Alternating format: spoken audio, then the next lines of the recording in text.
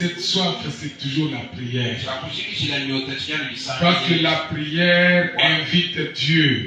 Ça invite Dieu dans ton problème. Et lorsque Dieu entre dans ton problème, il donne la solution. Et quand il donne la solution, tu es libre. Voilà pourquoi je veux que nous puissions encore prier. Tu as un problème particulier, prie. Arrête de pleurer derrière les personnes. Arrête de courir derrière les personnes. Arrête d'accuser les personnes. Arrête de te plaindre auprès des gens. La solution est là. Le Seigneur est celui qui te soutiendra. Que le monde le veuille ou pas, que les hommes le veuillent ou pas, le Seigneur est là pour te secourir. Tout le monde peut t'abandonner. Le monde peut dire que c'est fini pour toi. Mais ce n'est pas ce que Dieu a dit. Lorsque Dieu peut venir vers toi, le langage des humains, ça va changer. Ce que déclare le monde restera propre à eux. Et Dieu fera de toi un signe, un présage. Et tout le monde reconnaîtra que l'Éternel est Dieu. Bien-aimé, prie. C'est tout ce que j'ai de bon ce matin à te donner. C'est tout ce que j'ai ce matin de plus efficace à te donner. Si j'avais quelque chose d'autre que ça, je pouvais te l'offrir. Mais je ne connais rien qui dépasse ce que je viens de te dire. Je n'ai pas quelque chose d'autre, s'il te plaît. Rien d'autre que le nom de Jésus. Car la Bible dit, quiconque évoquera le Fils de l'homme, il connaîtra ce qu'il est. La Bible dit, dans leur souffrance, tu envoyais sa parole. Et c'est la parole qui avait guéri. Bien-aimé dans le Seigneur, ne reste pas calme là où tu es. Cette situation-là, elle a raté pour les hommes. Mais avec Dieu, ça va changer. Je confirme que ça va changer. Je confirme encore que ça va changer. Je ne dis pas que ça sera demain. Je ne te promets pas après-demain. Mais la foi en Jésus-Christ me pousse à confirmer. Pour dire qu'aujourd'hui, ce matin, maintenant même, le Seigneur, comme il est déjà là, il te touche, il t'entend, il te voit et il chante la situation. Crois en cela et confie-toi en lui. Seigneur, écoute la prière de tes enfants. Seigneur, accomplis ta parole. Nous avons dit que tu es déjà ici présent pour bénir. Tu es déjà ici présent pour sauver. Tu es déjà ici présent pour guérir. C'est tout ce que nous avons dit. Et nous avons dit aussi que tu es déjà ici pour nous parler, pour nous corriger, pour nous instruire dans toute la justice, pour nous montrer les droits chemins et nous en faire entrer à soi dans la parole. Accepte, oh Dieu, de te manifester vraiment. Accepte, Seigneur, de parler vraiment. Accepte, Seigneur, de nous guider vraiment. Accepte, Seigneur, d'être vraiment, de toucher nos cœurs et de nous amener à la repentance. Le plus grand miracle que j'attends ce matin, c'est la repentance de l'Église. Le plus grand miracle que j'attends ce matin, c'est la réconciliation avec toi, Dieu. Le plus grand miracle que j'attends ce matin, c'est quelqu'un qui va prendre une décision de marcher avec toi, d'abandonner le vieux homme, d'abandonner le levain et de s'accrocher à toi, de dire non aux œuvres mortes, aux œuvres de la à l'homme charnel, mais à s'accrocher à toi, Dieu, pour vivre une vie conduite par le Saint-Esprit. Car ceux qui sont conduits par le Saint-Esprit sont enfants de Dieu. Et la Bible dit qu'ils ne savent même pas commettre les œuvres de la chair. Seigneur, aide-nous ce matin.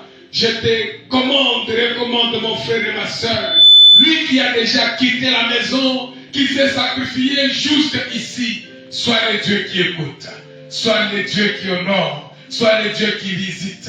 Accorde-nous toutes les bonnes choses. Au nom de Jésus-Christ. Amen. Amen. Bien-aimés, que le Seigneur vous bénisse.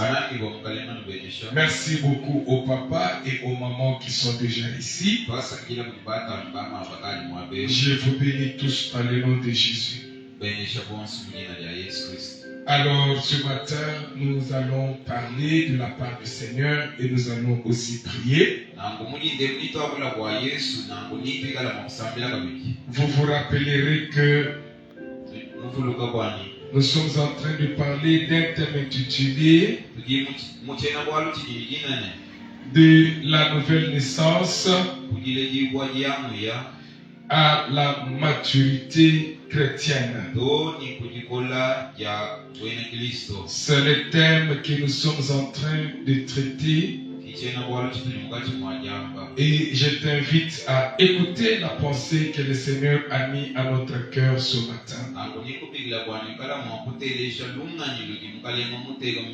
Le mardi, j'ai essayé de t'expliquer pourquoi le Seigneur nous voudrait que nous puissions connaître qu'est-ce que c'est que le péché afin d'éviter.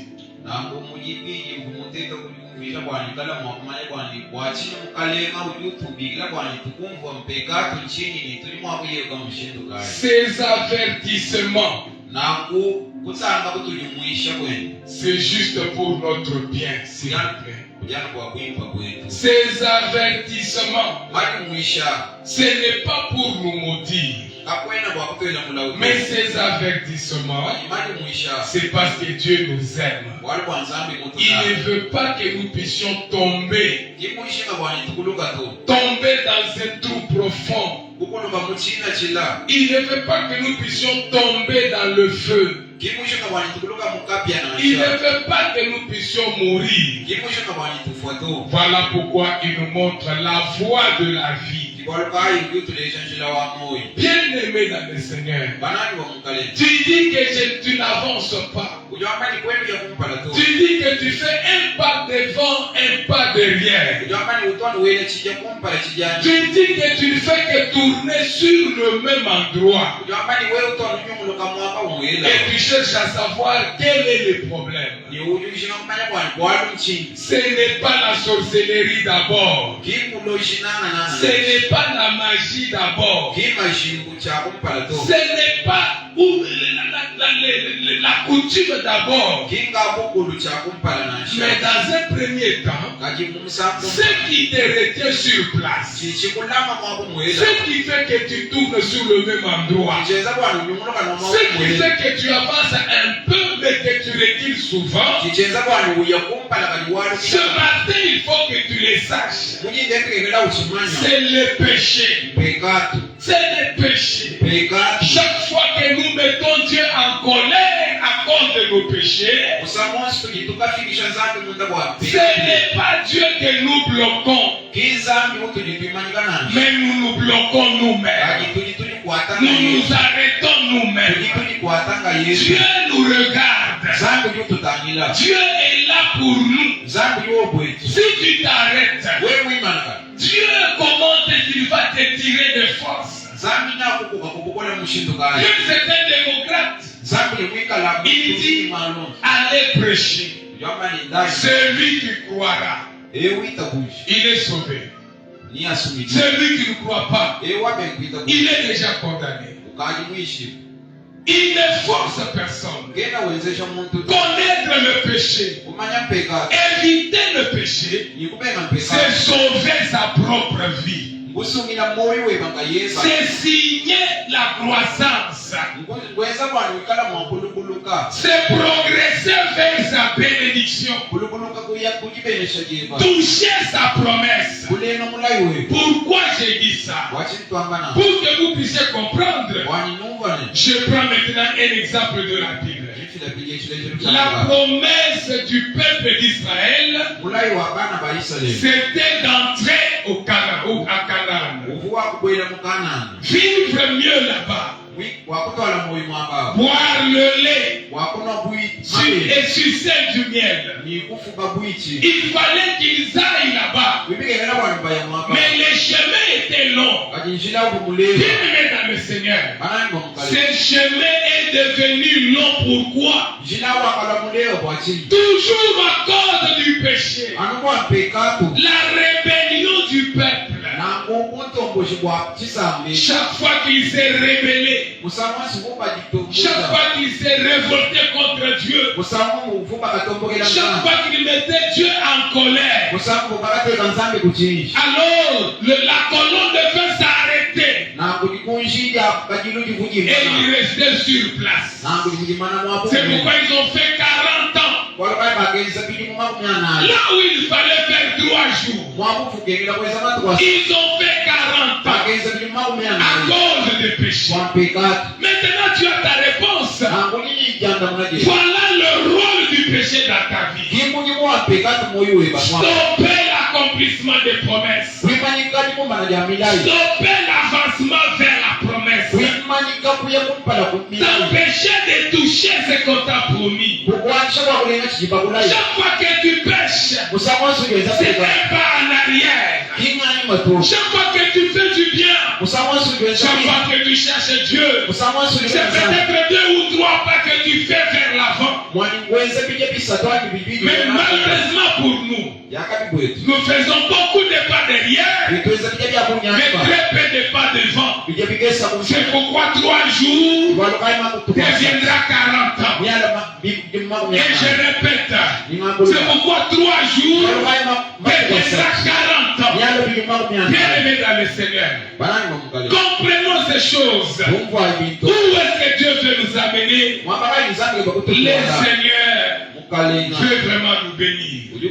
C'est pour notre bien qu'il nous prévient du péché. Il n'y a pas de la prospérité loin de Dieu. Il n'y a pas de la vie loin de Dieu. La Bible dit l'or et l'argent appartiennent à Dieu. La Bible dit tout don excellent ne vient que de Dieu. Maintenant toi tu n'as pas Dieu. Qui fera ton bonheur? Qui fera ta gloire? Parce que toute chose ça ne vient que de Dieu. C'est pourquoi, bien-aimés, nous parlons de ce péché. Nous te disons ce que le péché. Car peut-être beaucoup de gens se posent cette question. Où est le mal? Est-ce que j'ai péché? J'ai péché contre qui? Prouvez-moi que j'ai péché. C'est pourquoi nous avons ressorti toutes les différentes définitions du péché selon la Bible. Alors ce matin, avant de continuer, nous voudrions dire maintenant l'origine du péché. D'où vient vraiment le péché? Je voudrais qu'on lise dans Jacques chapitre 2. Jacques chapitre 1. Le verset 15e. Jacques 1, 15.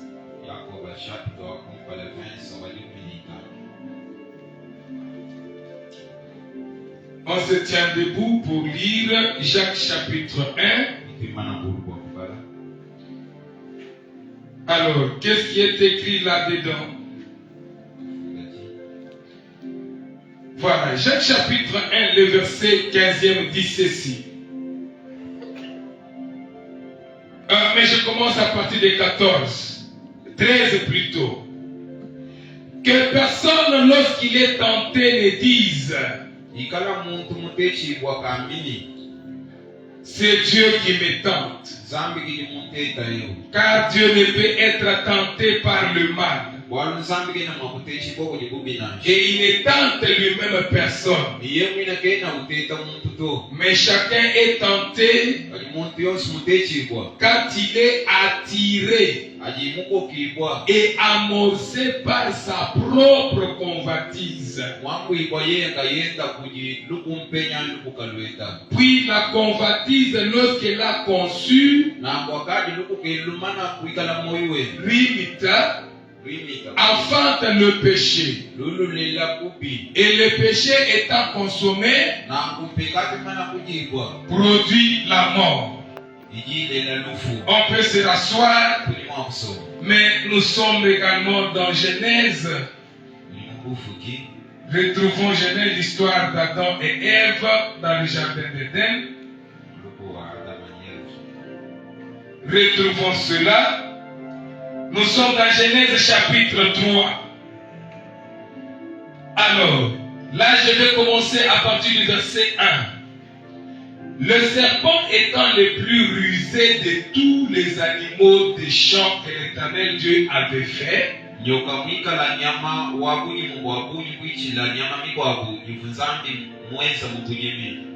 dit à la femme, Dieu a-t-il réellement dit, vous ne mangerez pas tous les arbres du jardin?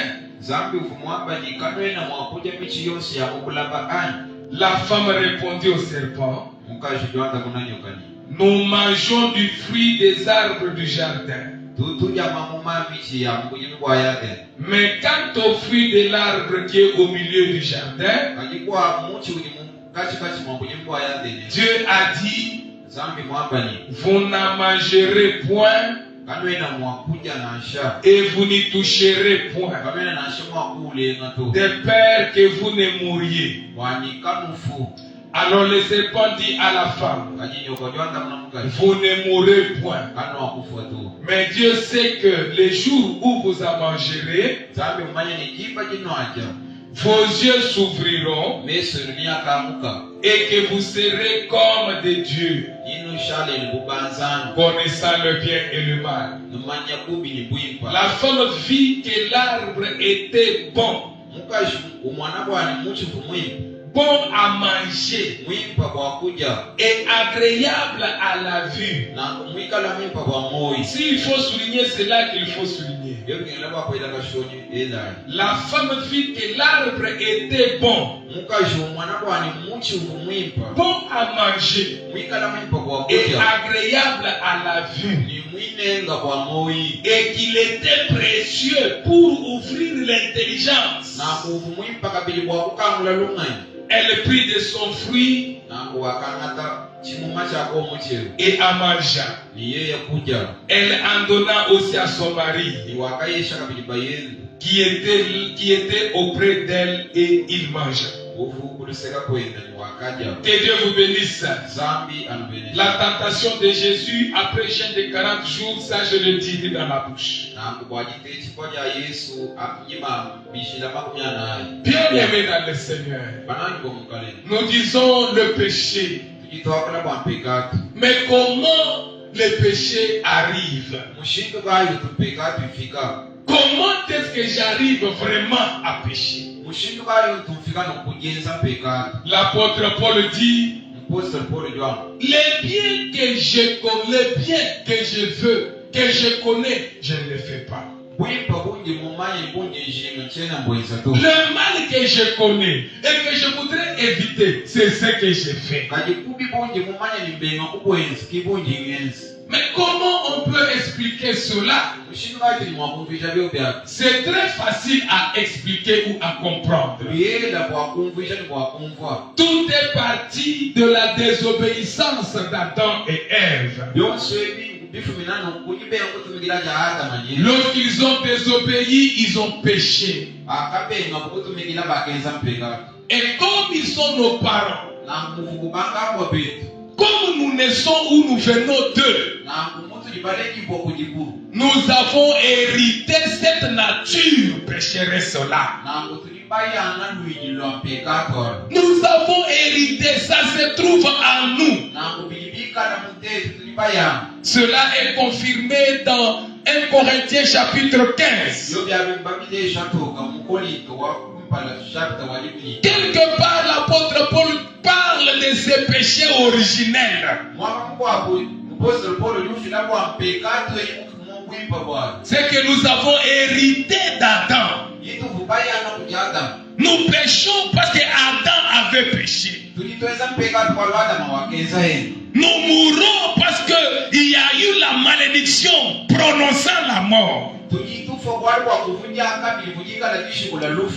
Et cette nature et ce corps, c'est ce que nous avons.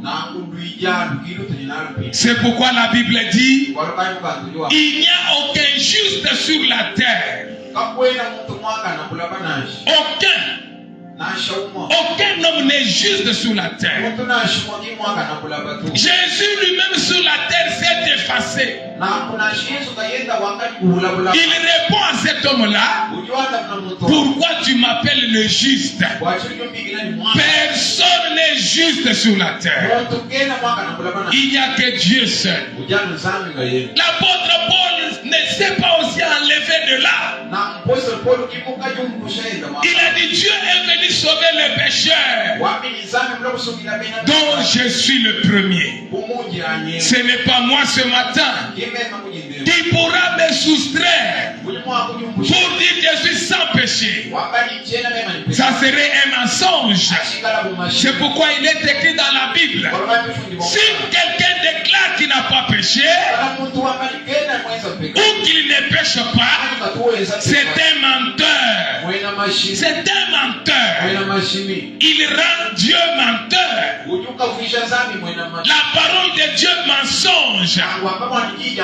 Parce que la parole dit tous ont péché. Et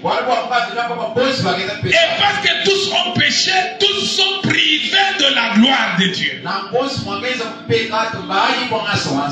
que le péché nous prive la gloire de Dieu. Le péché nous empêche de voir Dieu. C'est pourquoi ce matin on est prévenu de vivre autrement. Si nous voulons voir la gloire de Dieu, si nous voulons vivre la présence de Dieu, cherchons la paix et la sanctification. Si nous voulons voir la face de Dieu, la sanctification, c'est la vie hors péché. Est-ce que la Bible est en train de nous encourager dans le péché? Est-ce qu'on est en train de nous obliger de pécher? Non, ce n'est pas ce que la Bible dit. Par contre, il y a plusieurs versets dans la Bible qui nous invitent à lutter, qui nous invite à combattre, à nous efforcer pour ne pas tomber dans le mal et être séparés de Dieu et être séparés de la grâce de Dieu. Bien-aimés dans le Seigneur, nous nous posons la question, mais qu'est-ce qui m'arrive? Ce qui t'arrive est simple. Jacques est en train de dire quelque chose de très important ici. Lorsque vous péchez, ne dites pas que c'est Dieu qui m'a tenté. Parce que Dieu ne tente personne. Il ne tente personne. Parce que le mal n'est pas en lui. Comment Dieu va-t-il te tenter? Il va te tenter pour quelle raison? Pour te gagner ou pour te perdre? Le Seigneur ne tente personne. Pas surtout dans le sens de te faire pécher. Parce qu'en lui il n'y a pas de péché. Mais qu'est-ce qui nous fait pécher? La Bible évoque l'élément important ici qui se trouve à moi qui se trouve en toi.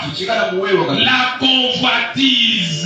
La convoitise. La Bible dit vous péchez à cause de votre convoitise. Je pêche à cause de ma convoitise. La Bible dit quoi? Puis la convoitise, lorsqu'elle a conçu afin de le pécher, et le péché étant consommé, ça produit la mort. Lisons un peu Romains 7:8. Romains 7:8 dit quoi? Et le péché saisissant l'occasion, produisit à moi par le commandement toutes sortes de convoitises. Je reprends. Et le péché, saisissant l'occasion, produisit à moi par le commandement toutes sortes de convoitises. Voilà l'élément capital. Il nous fait pécher, mes bien-aimés. Ce matin, si nous aurons une requête de prière, nous demanderons à Dieu de nous sauver de la convoitise. Nous allons combattre la convoitise. Dire non à la convoitise. Divorcer avec la convoitise. Demander la capacité à Dieu de pouvoir nous séparer de la convoitise. C'est la convoitise qui a plongé le monde dans le chaos. Regardez ce que le Saint-Esprit dit dans le jardin d'Éden. Ève est allée jusqu'au niveau où se trouvait l'arbre. La Bible dit elle s'est mise à contempler. Juste avec ses yeux, Ève déclare que l'arbre est bon. Bon à manger, agréable à voir, et même utile pour ouvrir l'intelligence. Qui lui avait enseigné tout ça? Ça venait d'où? Incitation diabolique, incitation satanique. Lorsque le diable veut te séduire, il ne vient pas directement. Il t'apporte un enseignement. Un enseignement qui ne vient pas de la Bible. Même si ça vient de la Bible, il utilise mal ces versets-là. Vous n'allez pas mourir, mais vous deviendrez comme lui. Il a seulement renversé ce que Dieu a dit. Vous allez mourir si vous mangez. Et lui il dit vous ne mangerez pas, vous ne mourrez pas. Et la femme trouve que l'arbre était bon à voir, était même agréable à la vue, bon à manger, utile pour ouvrir l'intelligence. Cela dénote quoi? La convoitise. Convoitise. Donc la femme trouvait que ce qu'elle était là, c'était insuffisant. Ça ne méritait pas. Il fallait qu'elle aille au-delà, qu'elle ait l'intelligence ouverte. Et pour y arriver, elle ne demande pas l'aide de Dieu, mais elle se fait aider par le diable. Elle se fait aider par le diable. Bien-aimé dans le Seigneur, c'est la convoitise qui a été à la base de tout ça. Elle regarde le fruit. Elle commence à saliver. La femme aime. Elle regarde le fruit, elle commence à saliver. Mais il y a l'interdiction. Pourquoi aller même vers cet arbre-là? Qu'est-ce qui l'a attiré jusqu'à vers là-bas? Bien-aimé dans le Seigneur, vous les jeunes, papa ou maman, Faites beaucoup attention. Si un jour quelqu'un te dit, ne passe pas par là, n'ouvre pas cette porte, n'ouvre pas cette armoire. Il sait pourquoi. Il y a des choses là-bas. Il y a des gens qui sont devenus fous aujourd'hui parce qu'ils ont désobéi. On a dit n'ouvre pas sa cupidité, n'ouvre pas parce qu'il est vraiment, il veut toujours voir reconnaître. Alors il dit par ma curiosité il faut que je voie. Tu verras des choses qui vont troubler ta tête. Si tu ne le sais pas, il y a des gens qui sont morts dans ce monde parce qu'il est allé entrer là où on lui avait dit n'entre pas. Il y a des gens qui sont devenus fous aujourd'hui parce qu'il a touché ce qu'on avait dit ne touchez pas. Ne soyez pas curieux. Il y a une curiosité qui amène jusqu'à la mort. Tu veux toujours voir, tu veux toujours entendre, tu veux toujours toucher, tu veux toujours arriver. Est-ce que tu as les capacités pour tenir lorsque le diable qui est dedans apparaîtra?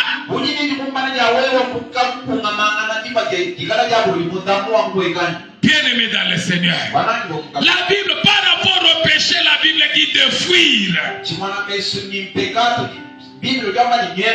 Bible ne dit pas de s'approcher. Dieu nous dit de fuir. Qu'est-ce qui est écrit dans la Bible? L'homme prudent voit le mal de loin et se cache. Mais comment toi tu approches? Pourquoi tu veux seulement voir et toucher? La femme est allée jusqu'au niveau de l'arbre. Et c'est la convoitise qui a fait qu'elle mange. Parce que la Bible est claire. Et la Bible c'était bon à manger, agréable à voir, bon pour ouvrir l'intelligence. Et toutes ces explications-là, ça ne vient que de la convoitise. Parce que la convoitise dit quoi? Ce qu'il est là, c'est ce que je devais être. Il faut que je sois comme lui. Il faut que j'aie aussi telle et telle autre chose. Grâce à la convoitise, il y a des gens qui ont fétiché.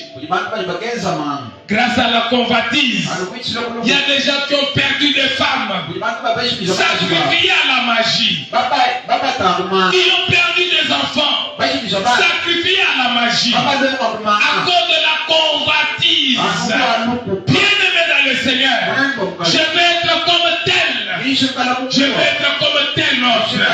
Bien-aimé, la Bible nous conseille de nous contenter de ce que nous sommes. Contente-toi de ce que tu es. Contente-toi de ce que tu as. Jusqu'à là, c'est ce que Dieu a voulu que tu aies. N'en dis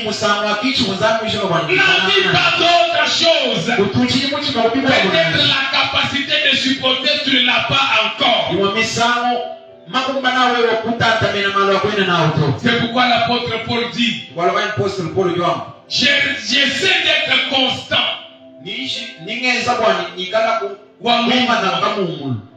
Manger comme si je n'ai pas mangé.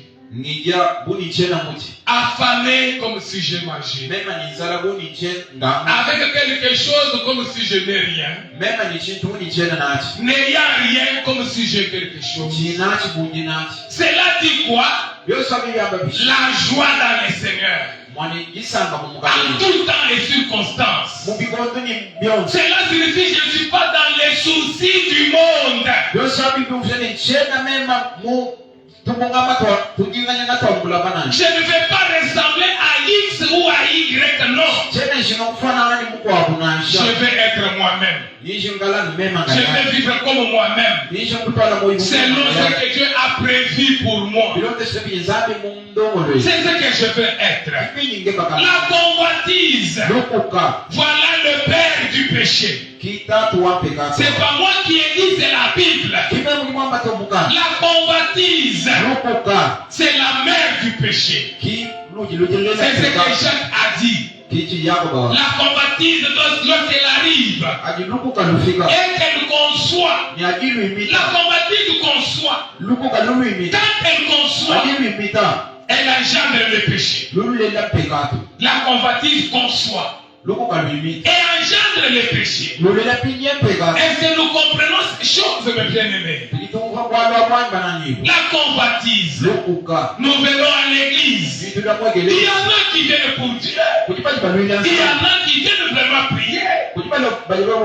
Mais il y en a d'autres, quand eux viennent se voir à côté les uns et les autres, il est habillé comment? Il vit comment? Il fait quoi? Comment devenir comme lui? Il ne veut pas me dépasser. On ne parle que de lui. La convoitise. Convoitise. Pourquoi convoiter? Surtout ne convoitez pas lorsqu'il y a interdiction. Pourquoi tu convoites ce qui est interdit? Tu te fais souffrir inutilement. Cette femme, elle est déjà mariée. Elle ne quittera pas son mari pour toi. Tu perds ton temps. Tu perds ton temps. Tu te fais souffrir. C'est pourquoi il y a des gens, à cause de sa convoitise, lorsque ça va concevoir, il va pour pécher, chercher les fétiches. La poudre à frotter dans les mains, un parfum, c'est pas à mettre je ne sais pas où. Alors pour avoir cette femme-là, la convoitise, ça conçoit et ça donne naissance au péché. Bien-aimé dans le Seigneur, pose-toi la question. Reviens un peu en toi-même. Essaie de voir la raison pour laquelle tu as péché la dernière fois. Parce que moi je sais que c'est lui qui vole parce qu'il a convoité. C'est lui qui fait des aventures. Il ne fait pas ce qu'il a convoité. Il y a que la convoitise en tout et pour tout. Même le diable lui-même sait que l'homme, la faiblesse de l'homme, c'est la convoitise. C'est pourquoi quand il vient pour te séduire, il vient te présenter les biens de ce monde pour que tu puisses convoitir ça. Il a fait ça de Jésus. Quand il est venu tenter Jésus, la Bible dit il a présenté à Jésus toutes les gloires du monde, toutes les richesses du monde, toutes les bonnes choses du monde, pour susciter la convoitise dans le cœur de Jésus. Ça que le diable savait que la convoitise est la faiblesse de l'homme. Mais heureusement pour Jésus, il était un homme pas comme tous les autres. Si Adam et Ève avaient cédé, quand on leur a montré l'avantage de manger l'arbre, vous deviendrez comme Dieu, vous allez aussi créer, vous n'allez pas aussi mourir, votre intelligence va souffrir. Le même langage qui avait séduit Adam et Ève, le même Satan Connaissant que la convoitise est dans tout homme, il a apporté le même discours à Jésus. Si tu te prosternes, je te donne toutes les gloires, toutes les richesses, toutes les bénédictions, toutes les bonnes choses. Ça sera à toi. Bien-aimé dans le Seigneur. Heureusement pour Jésus, rempli du Saint-Esprit. Et c'est le Saint-Esprit qui l'a aidé à échapper à cette tentation-là. Bien-aimé dans le Seigneur. C'est pourquoi nous aussi aujourd'hui, si nous voulons échapper, si nous voulons dire non à la convoitise, il n'y a que le Saint-Esprit. Parce que le Saint-Esprit nous apporte le mode de vie du ciel. Parce que le Saint-Esprit, lorsque ça vient vers nous, il est écrit dans Galates, lorsque le Saint-Esprit vient, vous êtes enfants de Dieu, vous ne commettrez pas les erreurs de la chair. Vous ne ferez même pas ce que vous voudrez. C'est dit comme ça dans la Bible. Vous ne ferez même pas ce que vous voudrez. À cause de quoi? À cause du Saint-Esprit. Alors nous comprenons que c'est ce qui a manqué à Adam et Ève. Le Saint-Esprit. Comme Jésus l'avait, alors il a tenu devant la convoitise. Et il a vaincu aussi. Tu veux vaincre la convoitise ce matin? Prends l'exemple de Jésus. Le monde ne cessera d'être beau. Le monde ne cessera de nous surprendre. D'ailleurs, c'est pourquoi le diable aujourd'hui, tout ce qu'il est en train de faire, il le fait en fonction de ta convoitise. Tout ce qu'il est en train de produire et de créer, c'est juste pour t'attirer. Il lui multiplie les téléphones. Marque des téléphones. On y met du n'importe quoi pour t'attirer. La mode aujourd'hui pour t'attirer. Toutes les choses aujourd'hui, le diable est là-dedans. Il fait briller cela juste pour t'attirer. Bien-aimé dans le Seigneur, ce n'est pas par le fait qu'on est devenu chrétien. Ce n'est pas par le fait qu'on est devenu chrétien que les choses autour de nous changeront. Ça ne changera pas. Ça va toujours briller. Ça va toujours sentir bon. Ça sera toujours beau à voir. Ça peut être permis. Mais est-ce que ça va t'édifier? Ça peut être permis. Mais est-ce que c'est utile? Bien-aimé dans le Seigneur, considère ce qui est utile. Considère ce qui peut t'édifier. N'entre pas dans du n'importe quoi. Tout ce qui sort, ça ne sort pas pour toi. Tout ce qu'on invente, on n'invente pas pour toi. Tu veux être en tout. C'est pourquoi les dames, on est en train de lutter avec eux aujourd'hui pour qu'elles commencent à marcher nues. On fournit tous les efforts possibles par le diable. Bien-aimé dans le Seigneur, la convoitise conçoit et engendre le péché. Gérons notre convoitise. Gérons cette convoitise, s'il vous plaît. Tu dis que c'est ma faiblesse. Mais attention, c'est cette faiblesse-là qui va te tuer.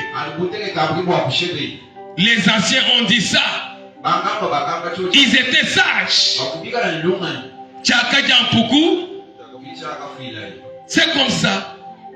Tu dis c'est ma faiblesse, je suis comme ça. C'est ce qui va te tuer. Tu dis que c'est ma faiblesse, je suis comme ça.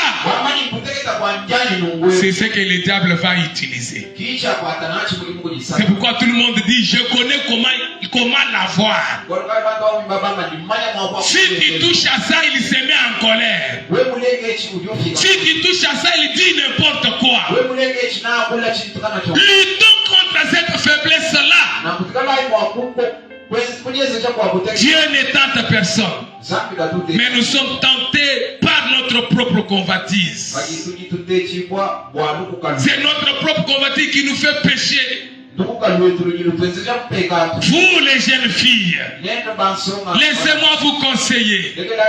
Ce langage du diable sera également avec ces garçons qui te fréquentent. Il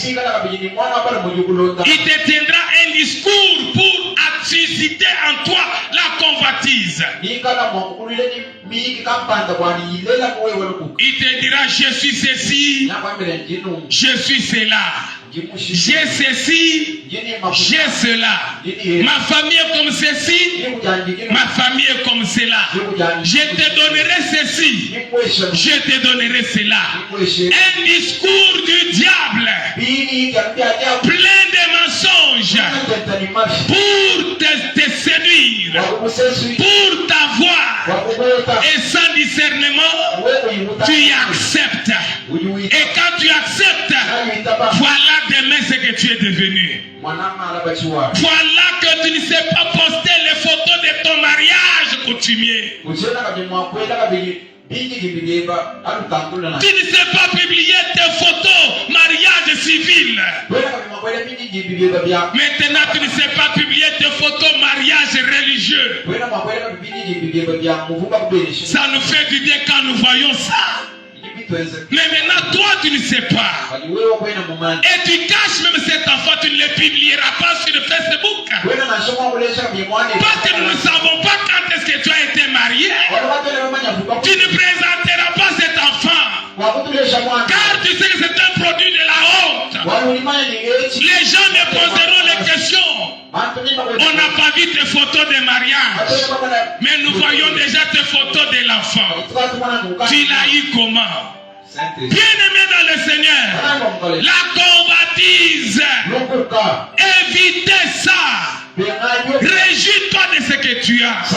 Réjouis-toi de ce que tu es. Pas plus longtemps, on me parle de quelqu'un qui convoitait la vie de l'autre. Comment toi tu vis bien comme ça? On lui a dit viens voir. Venez si tu veux devenir grand. Et on lui a montré la voie de fétiche. Et il a failli y rester, il a failli mourir. Ne convoitez pas. Ne courez pas derrière les gens à la recherche de biens de ce monde. Mais agenouillez-vous, demandez à Dieu.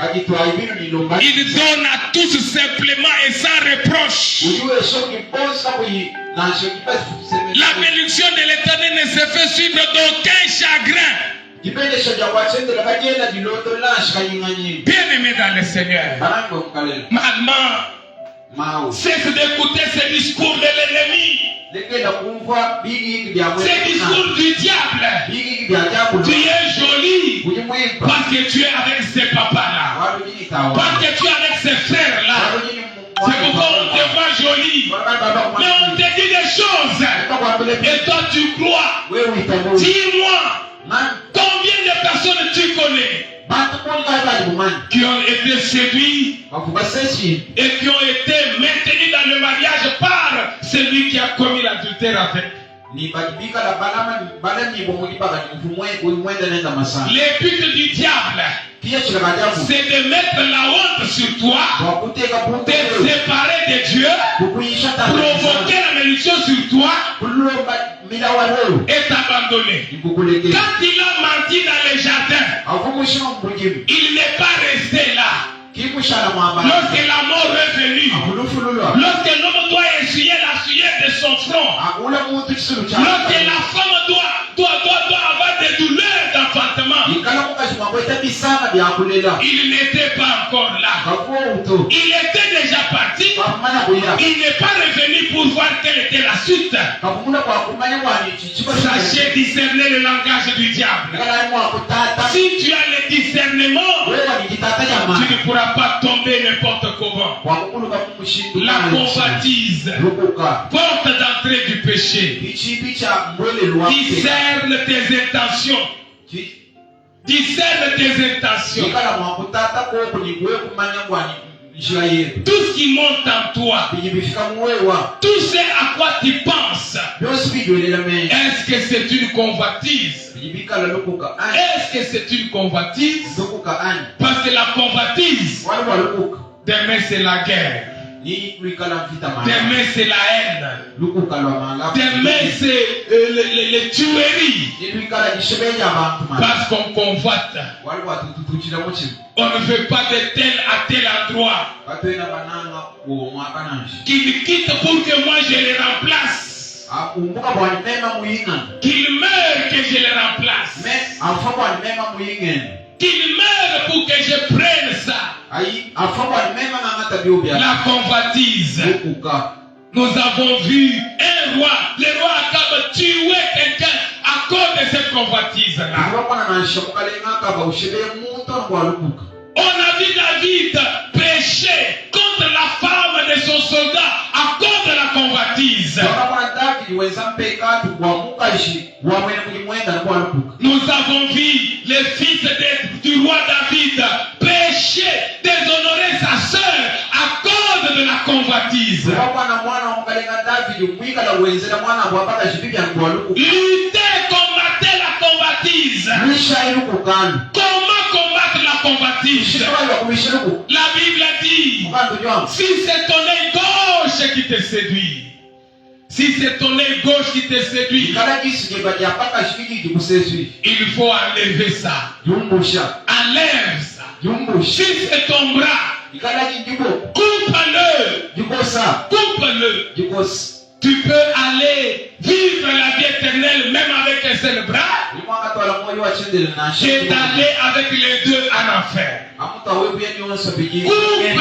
Arrête. Mais toi tu es là à regarder. Tu regardes. Tu ne fais que regarder. Ça te préoccupe tellement que toute la soirée tu ne penses qu'à ça. Toute la nuit tu ne penses qu'à ça. Comment avoir? Comment trouver ça? Et quand on sent qu'on est limité, alors on pêche. Bien-aimé dans le Seigneur, le péché, nous l'avons dit, vient de notre propre convoitise. Luttons contre la convoitise.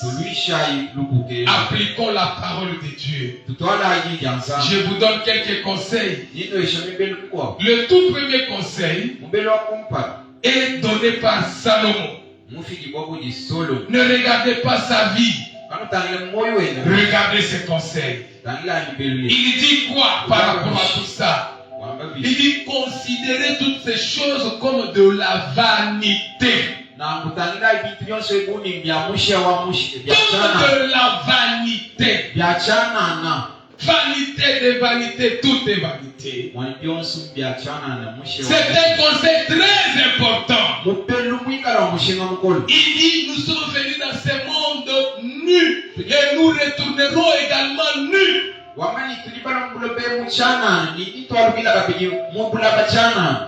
Nous nous battons pour avoir ceci, cela, mais le jour de ta mort, tu ne sais même pas qui prendra ta femme, qui prendra ta veste. On y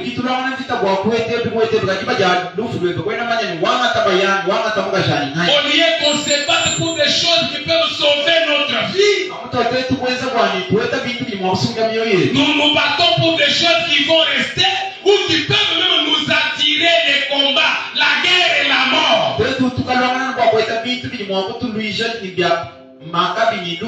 Bien-aimé dans le Seigneur, vanité et vanité.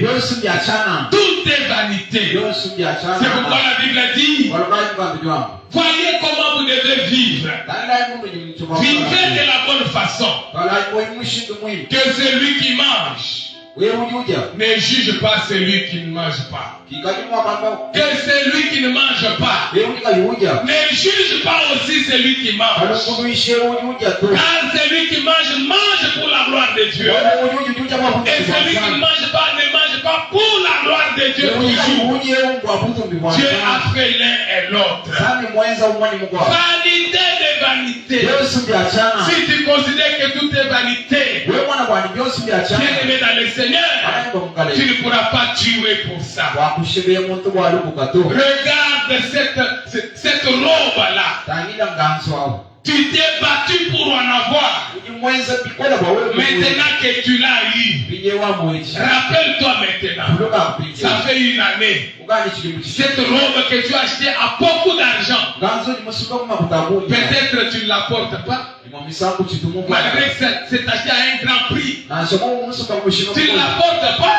Tu dis que c'est déjà démodé. Tu dis qu'il y a déjà d'autres nouveautés. Vanité de vanité. Tout est vanité. Nous, quand on grandissait, on pouvait les mamans parler de super wax. Aujourd'hui, là, je crois que les jeunes d'aujourd'hui ne connaissent même pas ce qu'on appelle super wax. Ça ne leur dit absolument rien. Super wax. Vanité de vanité. La convoitise. Ça ne t'amène nulle part. Que d'avoir des problèmes avec des gens. Ça ne t'amène nulle part. Ça va t'amener seulement à avoir des problèmes avec des gens. Haïr les gens sans raison. Combattre les gens sans raison. Devenir un aventurier. Devenir un voleur. À cause de la convoitise. Bien-aimé dans le Seigneur. Le péché. Ça vient, c'est le fils de la convoitise. C'est pourquoi prenons un peu 2 minutes ou 3 minutes et prions chacun pour demander à Dieu la force, la puissance de marcher, de dominer la convoitise.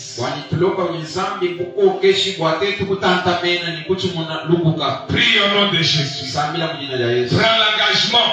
Demande à Dieu de t'aider. Demande à Dieu de te soutenir. La convoitise est à moi. La convoitise est